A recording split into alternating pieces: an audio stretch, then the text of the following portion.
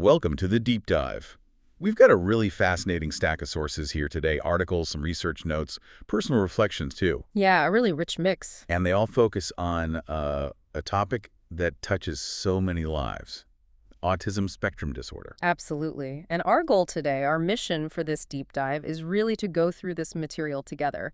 We want to pull out the key insights, maybe some surprising facts, and definitely the practical takeaways about autism. All aimed at you, our listener, to hopefully give a clearer, maybe more nuanced picture than the one you might currently have.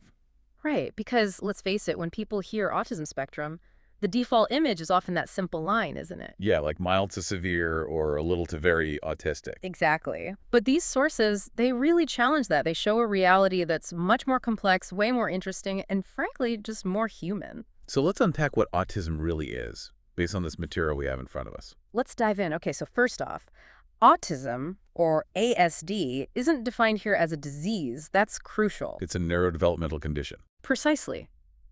Think of it like a different kind of brain wiring, a different operating system almost. It shapes how you perceive the world, process information, navigate social stuff, everything, really. A distinct way of experiencing life. And the research points to, three main areas where these differences usually show up? That's right. The sources consistently flag three key areas. First, differences in social interaction and communication.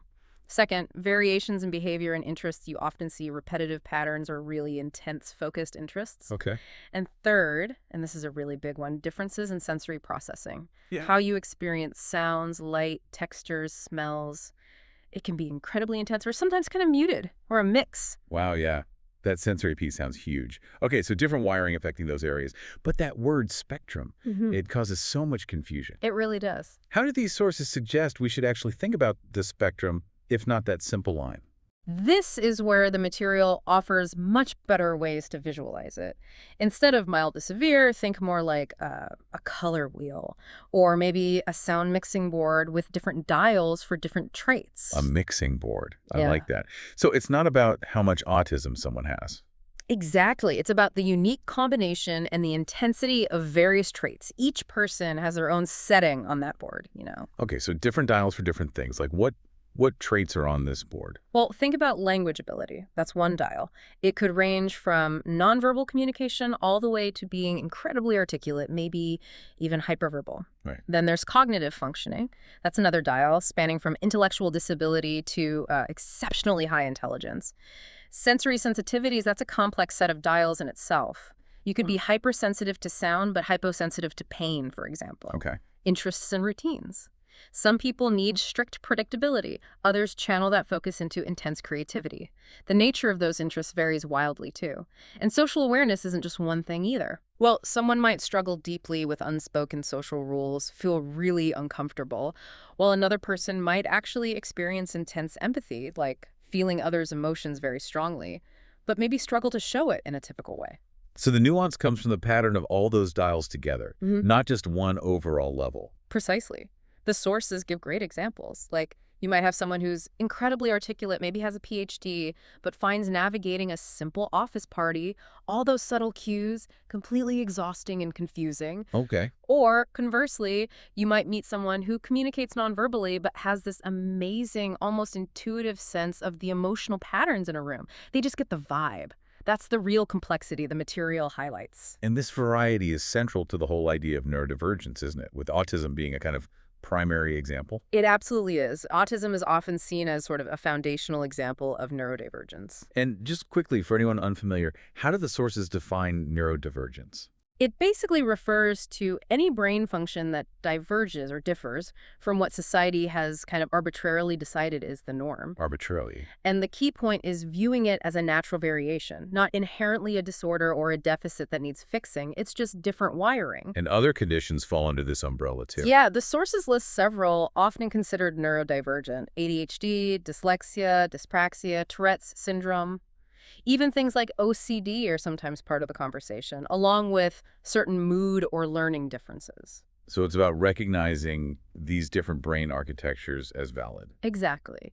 And that leads into the neurodiversity movement, which this material highlights. The core belief is embracing these differences as natural, valuable parts of human variation, shifting focus from fixing people to creating a world that actually works for diverse minds. Looking through these notes, they also talk about common presentations or maybe shades of autism, emphasizing these aren't rigid boxes, right? Right. Definitely not rigid categories, more like common patterns people notice. They're useful for understanding, even if they aren't formal diagnoses anymore in the same way. What are some examples? Well, the material describes what used to be called classic autism. This often involved noticeable delays in speech, quite prominent repetitive behaviors, a strong need for routine, and significant sensory issues. Okay. Then there's the profile people might know as Asperger's syndrome, though that diagnosis isn't used formally now. It's often described today as high-masking autism. And that looks like? Typically strong verbal skills, often average or high intelligence, but with really significant difficulties in intuitively understanding social situations. And crucially, a tendency to learn to mask or hide their autistic traits. You mentioned masking. We'll definitely need to circle back to that. What other shades do they mention? There's nonverbal autism, focusing on individuals who primarily communicate using, say, gestures, sign language, or maybe assistive technology like communication devices. Sensory-focused autism is another description, highlighting people whose experience is really dominated by those intense sensory sensitivities, either seeking out sensory input or needing to avoid it. Makes sense. The material also touches on pathological demand avoidance, or PDA. It's often understood now as an anxiety-driven profile. You see extreme resistance to everyday demands, a very strong need for autonomy and control.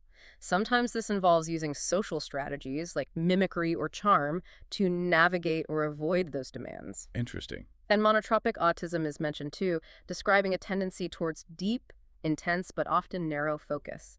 Difficulty shifting attention between different things is key there. That's helpful for visualizing the variety. The sources also define a few other really key concepts. You mentioned masking. That seems huge. It's absolutely central, especially for understanding people diagnosed later in life, or maybe not diagnosed at all yet. Masking is basically the conscious or sometimes unconscious effort to suppress or camouflage your natural autistic behaviors and traits, to try and appear neurotypical, to fit in, to avoid negative reactions. But the sources are clear. It's incredibly draining and often quite harmful in the long run. And stimming, that word comes up a lot. Stimming, yeah.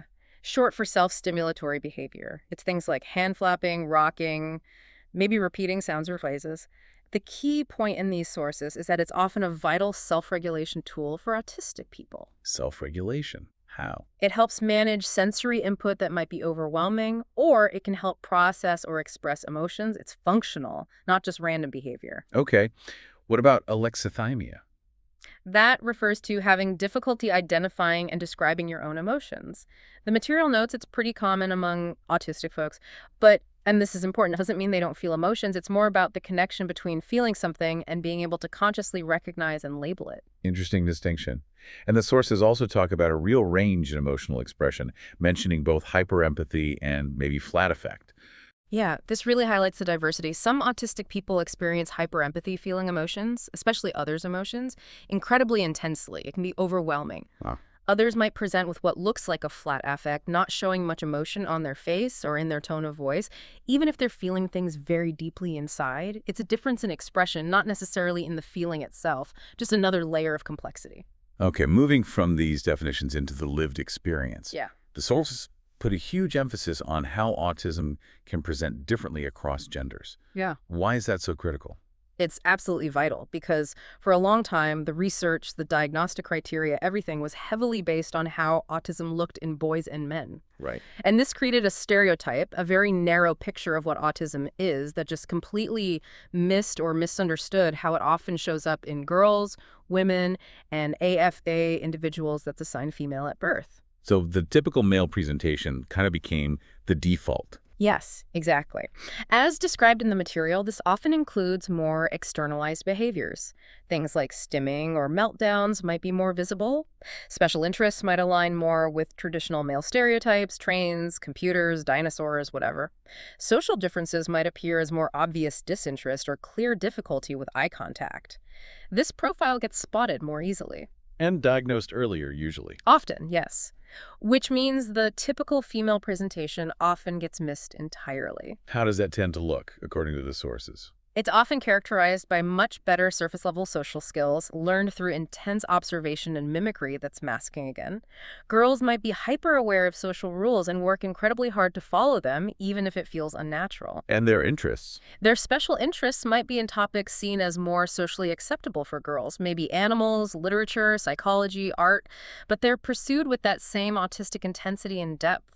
They might seem socially present, participating in groups, but find it utterly draining or struggle with forming deep, authentic connections beneath the surface performance.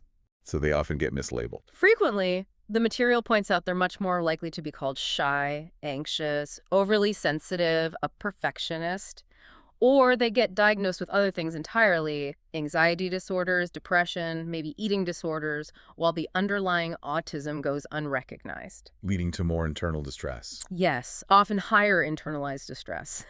Diagnosis comes much, much later. Sometimes not until adulthood, often after hitting a wall. And that feeling you mentioned of performing normal. It's a really common theme in the personal accounts within these sources. Many AFA individuals describe feeling like they've spent their entire lives acting, constantly watching others, trying to figure out the right way to be. It's this relentless performance that's just profoundly exhausting. And a major contributor to burnout and that late diagnosis pattern. Absolutely. It's a huge piece of the puzzle. This difference in presentation leads us right into misdiagnosis versus underdiagnosis. Yeah. Can you clarify how the sources talk about these? Yeah, they're related but distinct. Underdiagnosis is basically when autism is present, but it just never gets identified, never diagnosed at all. And who is most likely to be underdiagnosed? The material flags groups whose presentations often don't fit that old stereotype. Women and girls, non-binary folks, people of color, LGBTQ+ individuals. Also, people with average or high intelligence or strong verbal skills, because they might compensate well. And people from different cultural backgrounds where social norms are different. And the consequences of that, of being underdiagnosed. It's huge. A lifetime lack of appropriate support or understanding, chronic exhaustion from masking without even knowing why they're doing it, and often, yeah, that late life aha moment when they finally find information that clicks and makes sense of decades of struggle. Okay, and misdiagnosis, how's that different? Misdiagnosis is when someone is struggling, maybe seeking help, but they get diagnosed with something else instead of autism, even when autism is the root cause or a major factor. And the sources list conditions often mistaken for autism, right? Because of overlapping traits. They do. There's a lot of potential overlap. ADHD is a big one. Challenges with executive function, attention, impulsivity can look similar on the surface. Anxiety disorders, especially social anxiety, are common misdiagnoses because social difficulties or sensory overload can absolutely manifest as intense fear or avoidance. What else? OCD, sometimes if repetitive behaviors or the need for sameness get interpreted as compulsions rather than autistic traits. Borderline personality disorder has been a significant misdiagnosis, especially for women, due to emotional intensity or identity struggles that can actually stem from the stress of being an undiagnosed autistic person in an unaccommodating world. Right. Sometimes schizoid or schizotypal personality disorder might be considered if someone seems detached or communicates differently.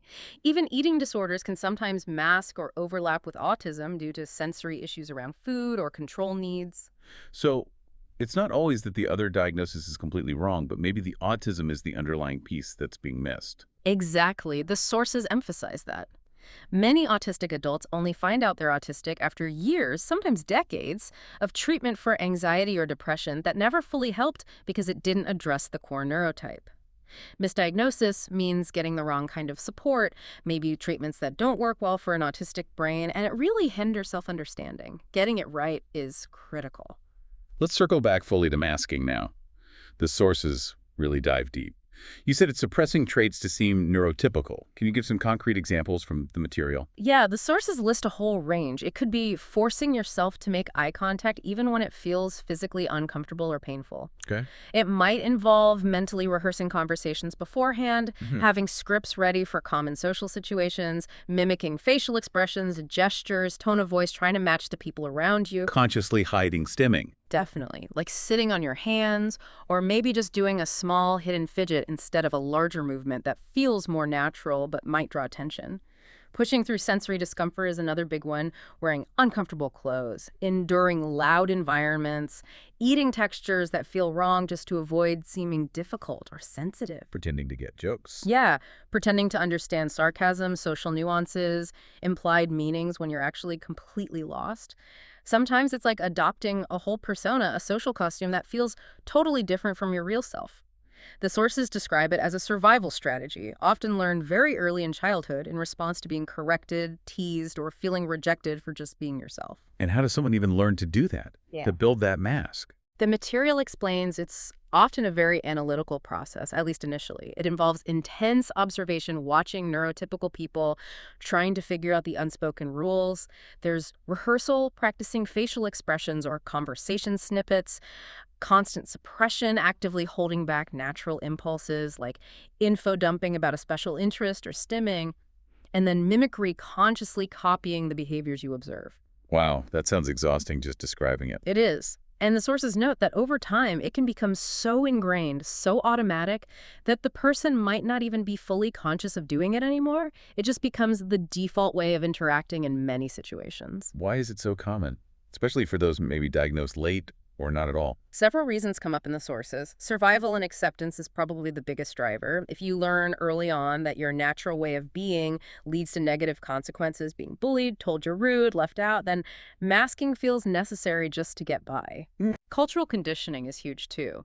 Our society tends to reward conformity, certain communication styles, specific social behaviors. And there's often extra pressure, the sources note, on women and AFE individuals to be socially adept, pleasant, and adaptable, which can intensify the pressure to mask. Societal expectations, then. Absolutely. Plus, many environments, workplaces, schools just aren't set up for neurodiversity. Masking can feel like the only way to succeed or even keep a job.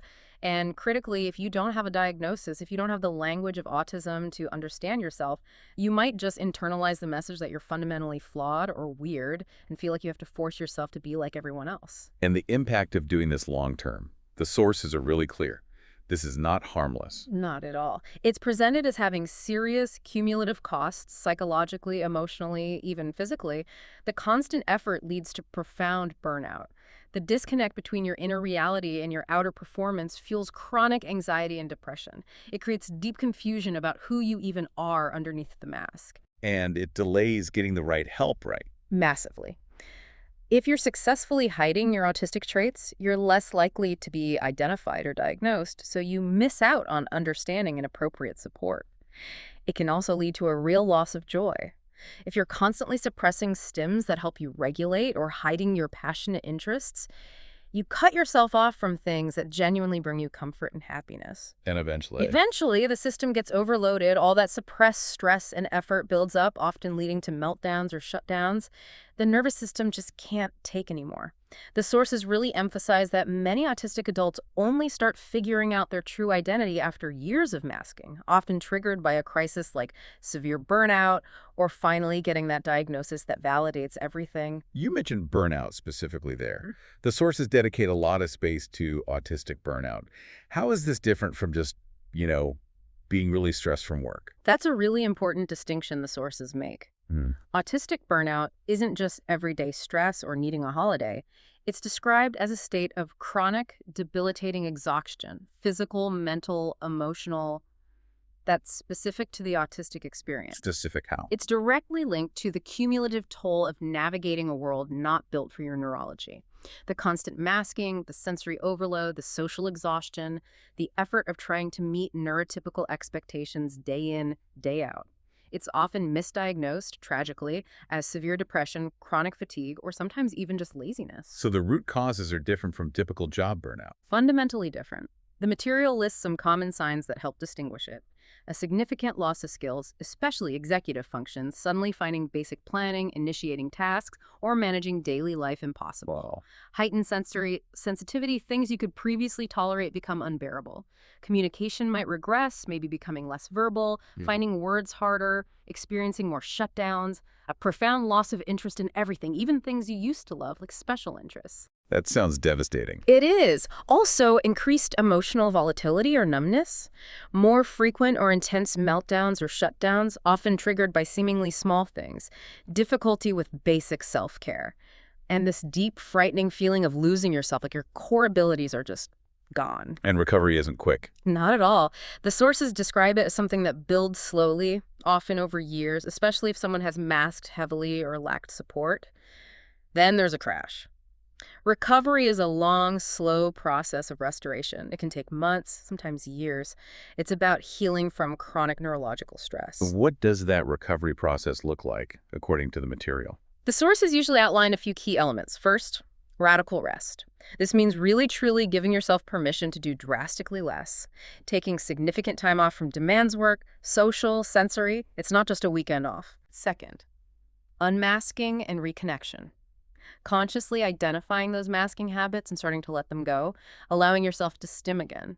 Re-engaging with special interests not as distractions, but as vital tools for regulation and joy. Spending time with people who accept your authentic self. That sounds crucial. Third, support and community.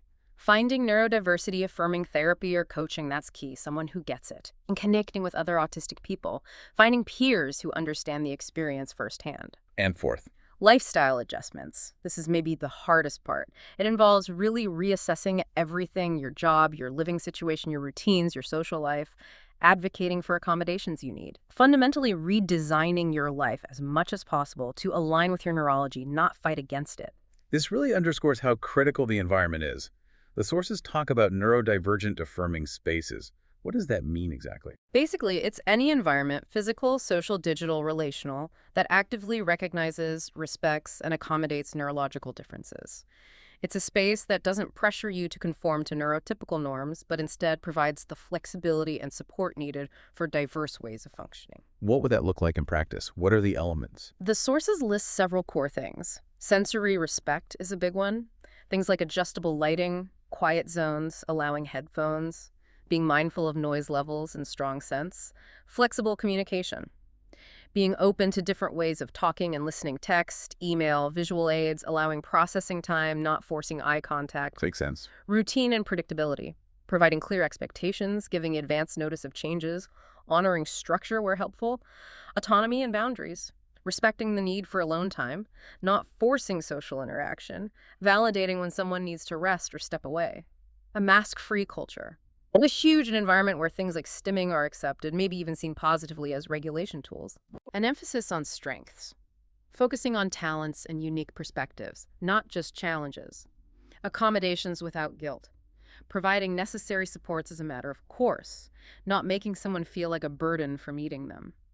And using identity-affirming language, respecting individual preferences like identity first, autistic person versus person first, person with autism. So essentially a space where you can just be autistic without apology or constant effort. Exactly. The sources really drive home the point that autistic adults are capable, often highly capable, when they're in environments that support their neurology.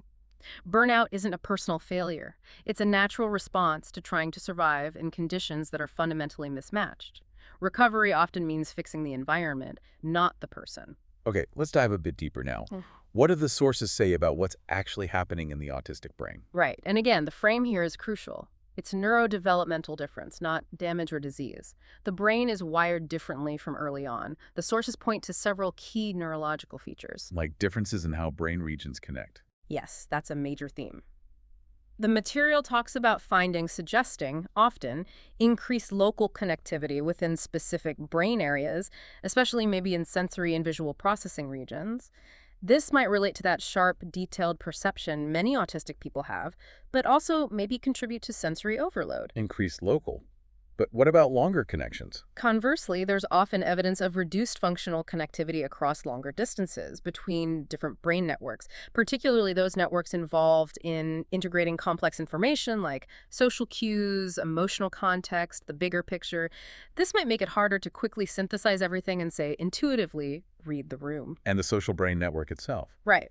Areas involved in processing social information and emotions like the amygdala, which deals with threat and emotion, or the fusiform face area involved in face recognition, they might respond differently or show atypical activity patterns in autistic individuals. Meaning? The sources suggest this could mean social understanding might be more analytical, more pattern-based, rather than intuitive feeling. Or, like we discussed, intense emotions might be felt internally but not expressed outwardly in typical ways due to differences in those connecting pathways. The default mode network comes up too, right? The DMN. It does. That's the network active when your mind is wandering or you're thinking about yourself or others. The sources note it might have an atypical rhythm or connectivity pattern in autism, which could influence things like introspection, imagination, or how someone approaches theory of mind, understanding others' perspectives. And sensory processing differences link back to brain function too. Absolutely. Rooted in how the thalamus, like the brain's sensory relay station, and the sensory cortex filter and process incoming stimuli, leading to that experience of overwhelm or inconsistency where some details are amplified while others are missed or delayed. So if you had to give a quick summary of these brain features from the sources. The TLDR might be something like often stronger local processing, potentially weaker long-range integration, a unique sensory filtering system, different pathways for social and emotional signals, and a capacity for intense focus potentially alongside challenges in rapidly shifting or integrating diverse types of information. Different wiring, different strengths, different challenges. The sources then give some really helpful illustrative examples, fictional profiles, but based on research to show how these different wirings and trait combinations might actually look in real people. Reinforcing again, there's no single autism. Yeah, they're great for making it concrete. They describe Theo, for instance, representing a more classic presentation. Maybe nonverbal until age 3, now uses short sentences.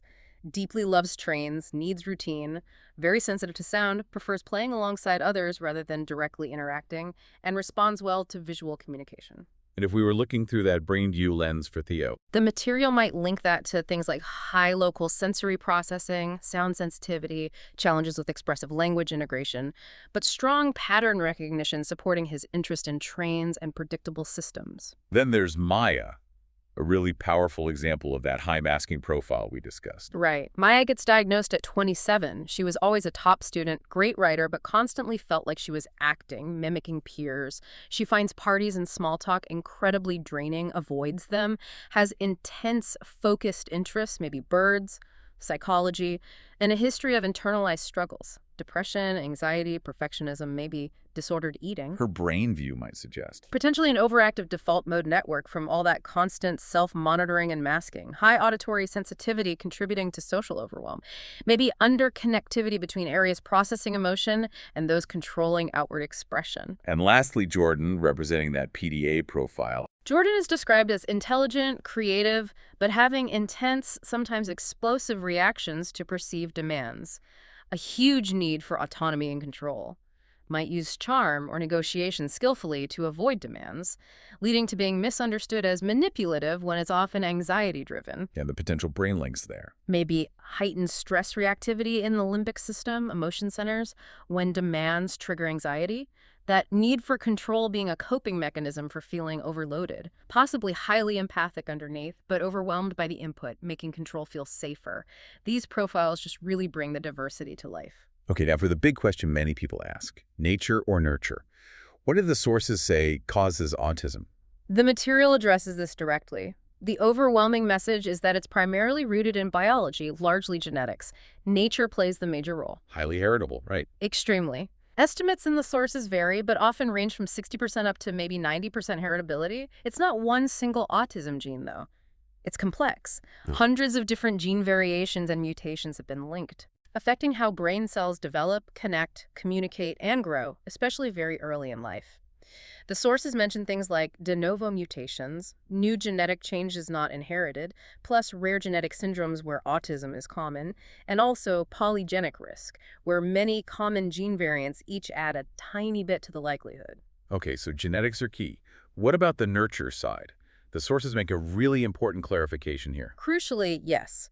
When these sources talk about nurture or environmental factors in relation to autism causes, they are talking about biological factors during prenatal development or birth, not parenting style. That's explicit. So what kind of biological environmental factors? Things identified as potential risk factors include advanced parental age, both mother and father, certain complications during pregnancy or delivery, exposure to specific toxins or medications in utero, prenatal infections, and factors like very low birth weight or being born very prematurely. But these don't cause autism by themselves. No, and the sources are crystal clear on this. These are seen as potential risk amplifiers. They might interact with genetic predispositions, but they are not sufficient to cause autism on their own. Most children exposed to these factors do not develop autism. And the sources also explicitly shut down some common myths about causes. Repeatedly. Bad parenting is not a cause. Vaccines are definitively not a cause. The material emphasizes this has been thoroughly debunked by vast amounts of scientific research. And while trauma can profoundly impact how autism presents and affect a person's mental health, trauma itself does not cause the underlying neurotype of autism. So the overall conclusion on causes, based on this material. Autism is primarily a biologically rooted neurotype, largely shaped by genetics starting very early in development. Autistic brains are structured and function differently, leading to unique strengths and challenges. However, how autism looks, its expression day to day, is absolutely influenced by life experiences, social context, gender, support systems, co-occurring conditions, and trauma. The core difference is neurological, but the lived reality is shaped by the interaction with the world. Which brings us back to The challenge of creating a world that actually supports these different kinds of minds. exactly. That brings us really nicely back to the complexity and nuance. We talked about the spectrum not being a line, and the sources keep reinforcing that color wheel or mixing board idea as much more accurate and, frankly, less harmful. Yeah, it avoids those unhelpful high versus low functioning labels. It captures the individuality much better. They reiterate that different traits, sensory processing, language, social motivation, focus, emotional regulation, motor skills, are like separate dials. They can be at different levels independently and can even change over time for a person. It's the unique pattern that matters. The pattern is everything, not a single score. And when revisiting those common shades or profiles, the sources also make sure to list strengths alongside challenges for each, right? Emphasizing these are real lived experiences. Definitely. For example, for that classic nonverbal profile, strengths might include incredible visual memory, pattern recognition, or deep nonverbal communication, while challenges might involve spoken language, sensory overwhelm, or adapting to unexpected changes. And for the high-masking verbal profile. Strengths might be analytical thinking, ability to mimic and learn systems, deep knowledge and interests. Challenges: social intuition, that chronic burnout from masking, maybe confusion about identity, and often that late diagnosis. What about the sensory profiles? Seeking versus avoiding. A sensory seeker might show strengths in physical creativity, passion, finding joy in intense experiences, but maybe struggle with impulsivity or managing the intensity. A sensory avoider might have amazing perceptual skills, noticing tiny details, but struggle with avoiding many situations or experiencing shutdowns in triggering environments. The hyperfocus specialist. The social chameleon. The specialist brings deep expertise, potential for innovation, but might face challenges with rigidity or difficulty shifting focus. The social chameleon might be intuitive, adaptable, maybe humorous, but faces that huge risk of losing their sense of self, constant masking stress. The point is, every profile is a complex mix. And it seems like a key part of that complexity is that autism rarely exists totally on its own. The sources say co-occurring conditions are common. Yeah, they state it's more the rule than the exception. And these co-occurring conditions definitely complicate things. Diagnosis, support, the person's own experience. They can amplify certain autistic traits or sometimes mask others. We touched on ADHD earlier. Right. Someone might have both autism and ADHD. The ADHD might add impulsivity or make the autistic need for routine seem less rigid, while the autism might bring sensory sensitivities or social communication patterns not typical of ADHD alone. It creates a unique blend. What other common overlaps do the sources mention? OCD comes up. Obsessions might resemble special interests, compulsions might look like stimming, but the underlying drivers are different, often more anxiety-based than OCD. Anxiety disorders are very common alongside autism. Dyslexia, dyspraxia, impacting reading or coordination. Giftedness or twice exceptionality, 2E or high IQ might hide some autistic traits or vice versa. And the connection with trauma or conditions like BPD or CPTSD again? The sources reiterate that complex trauma, CPTSD, or attachment issues can cause symptoms dysregulation, social difficulties, identity issues that might resemble autism but stem from different roots, sometimes leading to misdiagnosis. And BPD, as we said, sometimes gets diagnosed instead of autism, particularly in women with trauma histories, intense emotions, or unstable self-image, when the autism might be the unrecognized foundation for those struggles in a difficult world. So these overlaps create a more complex individual, not a worse version of autism. Exactly. Just more layers, more nuance, requiring really personalized understanding and support. This focus on individual profiles really hammers home why we need to avoid that one-size-fits-all or one autism mentality. Absolutely. The source didn't point out how harmful assumptions come from that limited view. Things like, oh, you can't be autistic, you make eye contact, or you have a job, or you're married. It just erases the reality for so many people, especially those who mask effectively. Or judging based on stimming alone. Right. Assuming visible stimming automatically means someone is low functioning. It's just reductive and unhelpful. So what's the better approach recommended in the material? Simple, really. Ask, don't assume. Recognize that every single autistic person has their own unique profile. Strengths, challenges, communication needs, sensory needs. It's all individual. The sources give examples of this diversity. Yeah, like someone might thrive in a highly structured job but completely fall apart in unstructured social settings. Someone else might love loud music concerts but need noise-canceling headphones for a quiet library. Someone might speak 5 languages but miss sarcasm completely. Someone might seem super confident but have a meltdown if their breakfast routine is disrupted. It varies hugely. The spectrum isn't about simplifying. It's about acknowledging immense diversity. Autism isn't just a label or a box. The sources frame it as a rich neurological difference, a diverse way of being human, a unique personal ecosystem for each individual. Respecting that individuality is key. In shifting the focus from just challenges, the sources make a point of discussing autistic joy and strengths too. That feels important. It's vital. It balances the narrative. The sources list so many potential strengths. That incredible deep focus, hyper-focus, leading to flow states and expertise, unique ways of thinking, creative problem solving, authenticity, directness, honesty. Sensory creativity. Yeah, maybe a deep appreciation for sensory details leading to artistic talent, or finding joy in specific sensory experiences. Emotional depth, that capacity for intense empathy we mentioned, sometimes synesthesia, a strong sense of justice, moral clarity, and passionate knowledge, amazing memory recall for special interests. So exploring autistic joy really reframes the whole experience. It changes it from coping with a deficit to thriving with a different operating system. Recognizing that the difference isn't just struggle, it brings unique gifts and perspectives too. The sources also touch on identity formation. Is that experienced differently by autistic people? The material suggests it often is. Many report a sense of self that felt maybe delayed or abstract or fragmented, especially if they masked for years. Finding a diagnosis often provides a crucial framework, helping integrate past experiences. And special interests play a role. Huge role. They're often described as anchors for identity, sources of competence, connection, and meaning.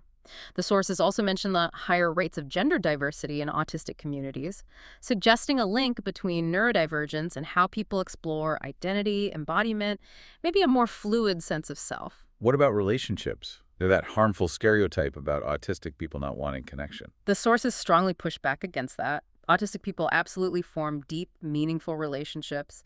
How they connect might look different, though. How so? Tendencies mentioned include preferring intense one-on-one interactions over large groups, needing clear and direct communication, needing time to process social information, bonding deeply over shared passions rather than small talk. They can feel love and loyalty intensely, even if their outward expression isn't typical. The sources suggest exploring more about romantic relationships, autistic-allistic friendships, parenting while autistic, and the huge importance of finding community with other neurodivergent people.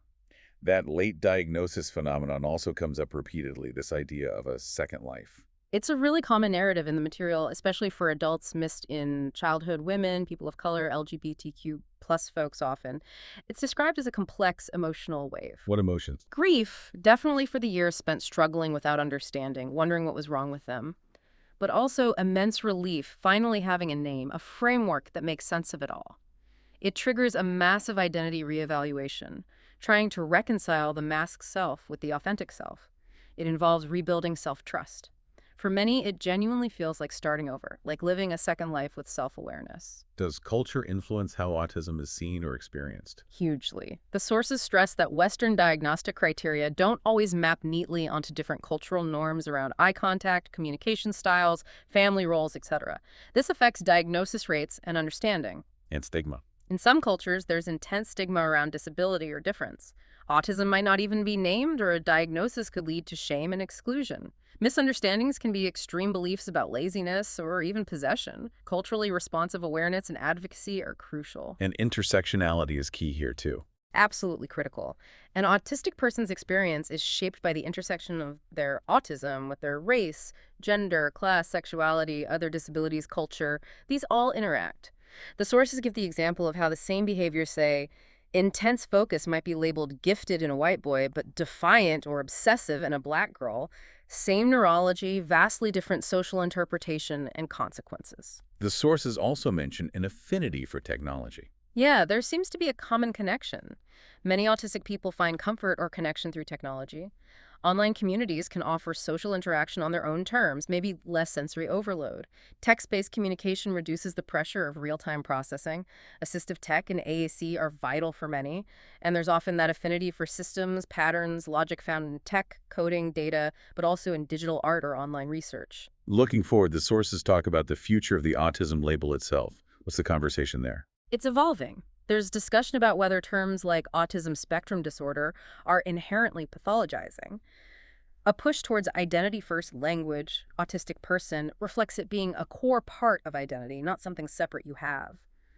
The neurodiversity movement is influencing how we talk about autism in schools, workplaces, policy aiming for acceptance and accommodation, not cures or normalization. So the goal isn't to eliminate autism. No, the future envisioned in these sources is about building a world where autistic people don't have to constantly struggle and recover from being themselves, a world that adapts to them, rather than demanding they contort themselves to fit in. And it's crucial to remember this isn't just a childhood thing. Absolutely not. Autism is lifelong. Traits evolve, challenges shift, but the neurotype remains. Autistic adults face ongoing challenges with employment, relationships, healthcare, especially if diagnosed late.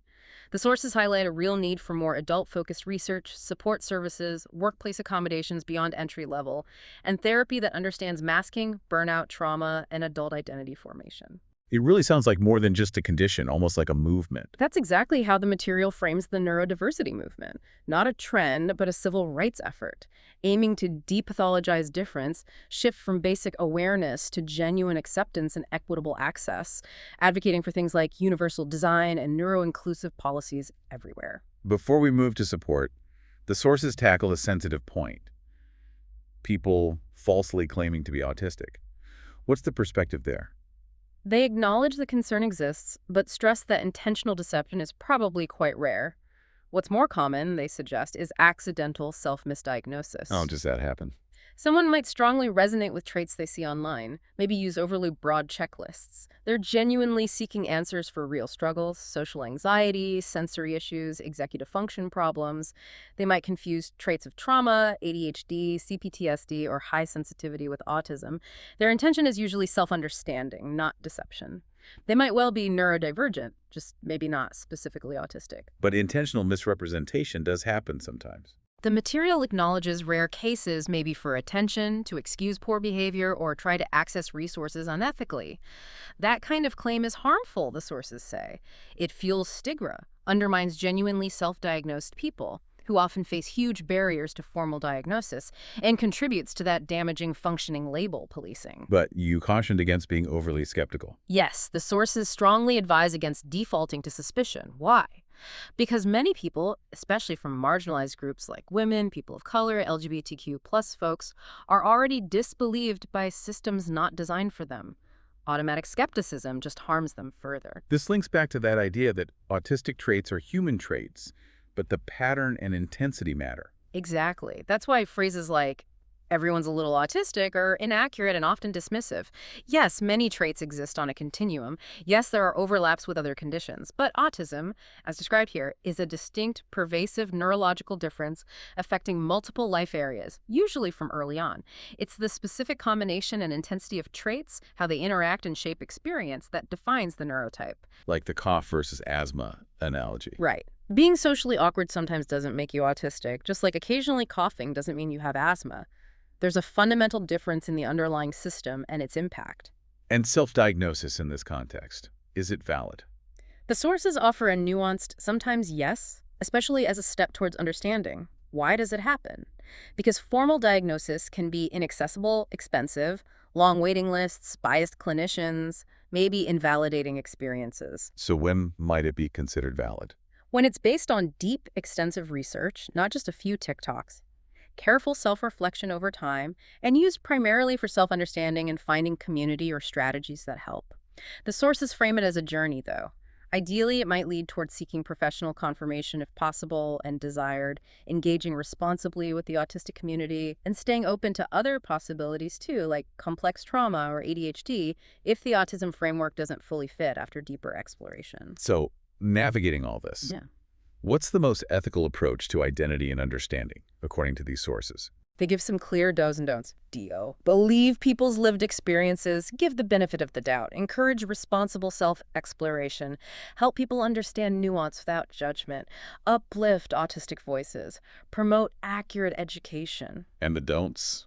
Don't use dismissive phrases like everyone's a little autistic. Don't assume self-diagnosis is always wrong or formal diagnosis is always perfect. The system has flaws. Don't police identities or demand proof.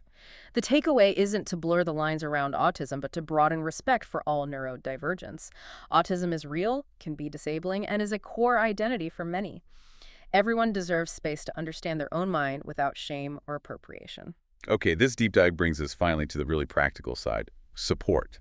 How can we best support autistic people in our lives? What are the core principles coming out of this material? The core principles distilled from these sources really center on respect and understanding. Things like respect differences, actively honor their unique ways of being, their rhythms, interests, needs, rather than trying to make them normal.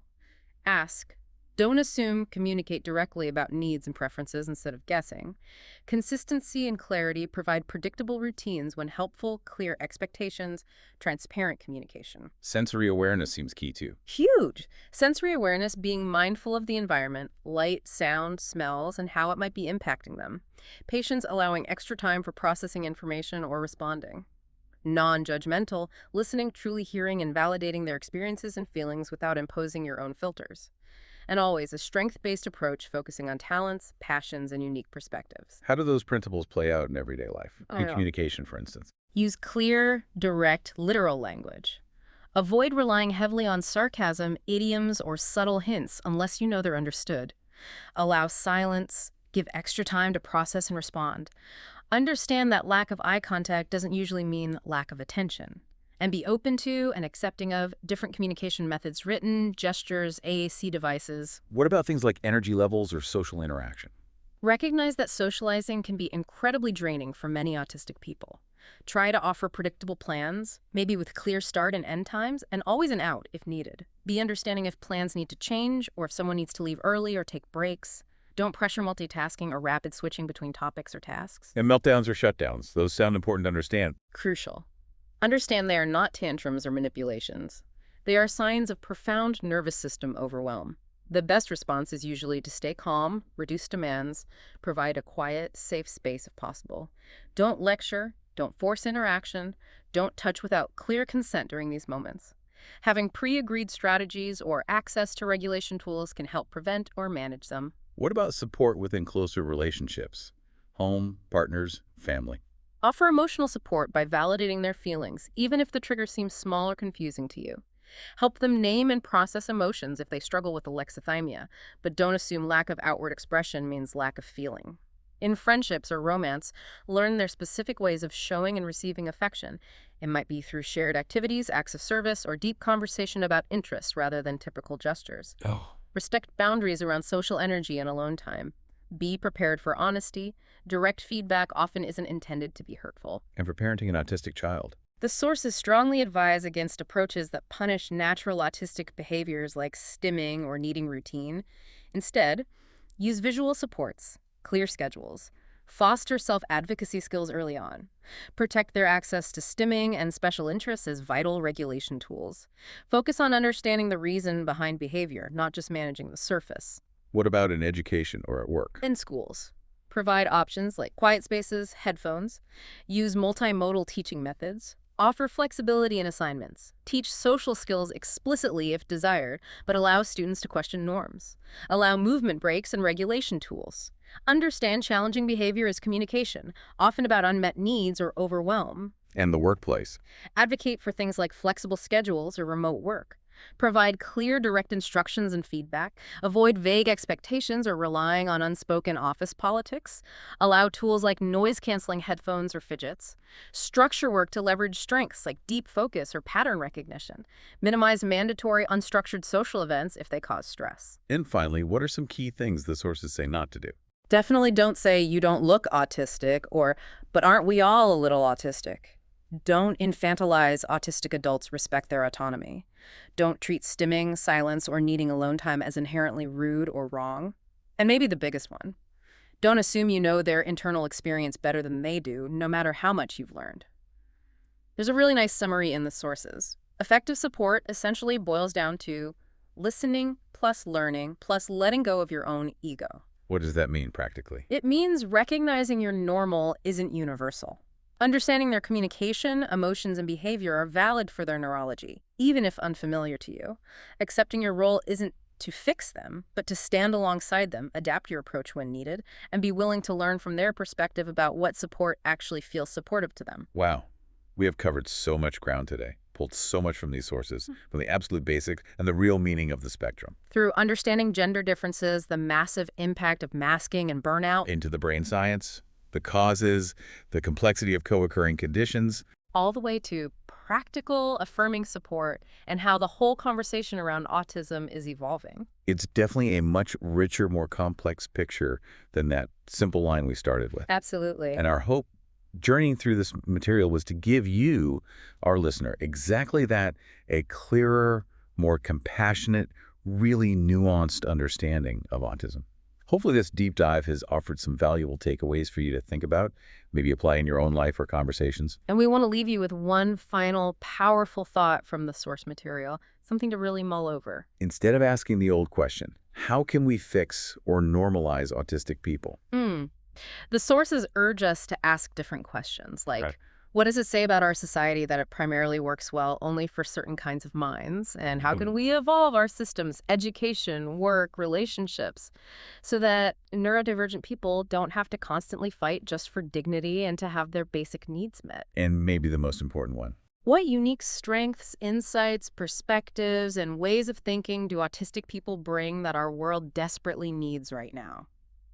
Because the suggestion seems to be that when autistic people are truly supported to live authentically, The world doesn't just become fairer or more inclusive, it actually becomes potentially more innovative, more creative, more insightful, more fully human. a truly powerful note to end on. Thank you so much for joining us for this deep dive. We'll see you on the next one.